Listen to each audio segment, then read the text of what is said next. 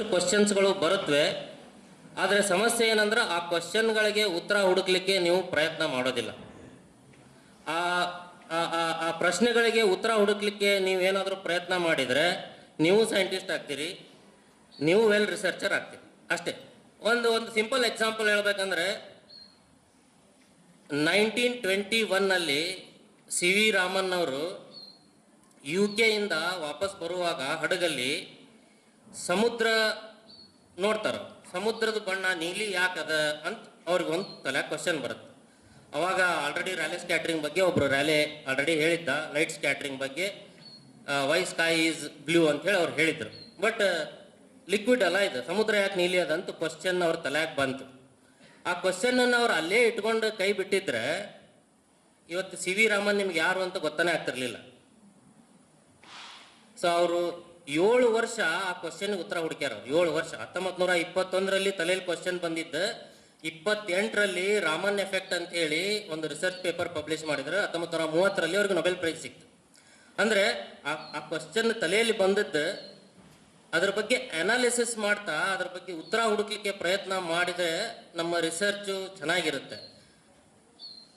ಅದಕ್ಕೋಸ್ಕರ under graduate students ಅಲ್ಲಿನೇ, ಅಂದರೆ ನೀವು BA BSc BCom ಎಲ್ಲರೂ ಫೈನಲ್ ಇಯರ್ ಇದ್ದೀರಿ, ಇವಾಗಿಂದನೇ ನೀವು ಏನಾದರೂ ಒಂದು ಕ್ಯೂರಿಯಾಸಿಟಿ ಅಂದರೆ ಕುತೂಹಲದಿಂದ ಏನೇ ನೋಡಿದ್ರು, ಏನೇ ನೀವು ಕೆಲಸ ಮಾಡಿದ್ರು, ಒಂದು ಕುತೂಹಲದಿಂದ ಅದನ್ನು ಮಾಡಿದರೆ ನಿಮಗೆ ಅದರಲ್ಲಿ ನೀವು ಅದನ್ನು ಎಂಜಾಯ್ನೂ ಮಾಡ್ತೀರಿ ಮತ್ತು ಅದ್ರ ಜೊತೆಗೆ ಸಾಕಷ್ಟು ಪ್ರಶ್ನೆಗಳು ಉದ್ಭವ ಆಗ್ತವೆ. ಆ ಪ್ರಶ್ನೆಗಳನ್ನು ನೀವು ಉತ್ತರ ಹುಡುಕ್ತಾ ಹೋದರೆ you will become a successful persons in your life.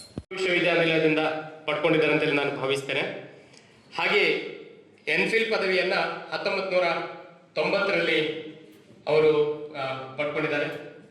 1995ರಲ್ಲಿ ಅವರು PhD ಪದವಿಯನ್ನು ಕೂಡ ಅವರು ಪಡ್ಕೊಂಡು ಮುಂದೆ ಅವರು ತಮ್ಮ ವೃತ್ತಿಯನ್ನ ಮಂಗಳೂರಿನ ದಕ್ಷಿಣ ಕನ್ನಡ ಜಿಲ್ಲೆಯ ಸೇಕ್ರೆಡ್ ಹಾರ್ಟ್ ಕಾಲೇಜ್ ಮರತ್ಯ ಇಲ್ಲಿ 1990ರಲ್ಲಿ ಅವರು ಪ್ರಾರಂಭಿಸ್ತಾರೆ.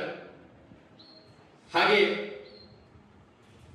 ಮುಂದೆ ಸೈಂಟ್ ಅಲೋಷಿಯಸ್ ಕಾಲೇಜ್ ಮಂಗಳೂರಲ್ಲಿ ಕೂಡ ಅವರು ಈವ್ನಿಂಗ್ ಕಾಲೇಜಲ್ಲಿ ಕೂಡ ಅವರು ಸಮಾಜಶಾಸ್ತ್ರದ ಉಪನ್ಯಾಸಕರಾಗಿ ಅಲ್ಲಿ ತಮ್ಮ ವೃತ್ತಿಯನ್ನ ಕೂಡ ಅವರು ಮಾಡಿದ್ದಾರೆ.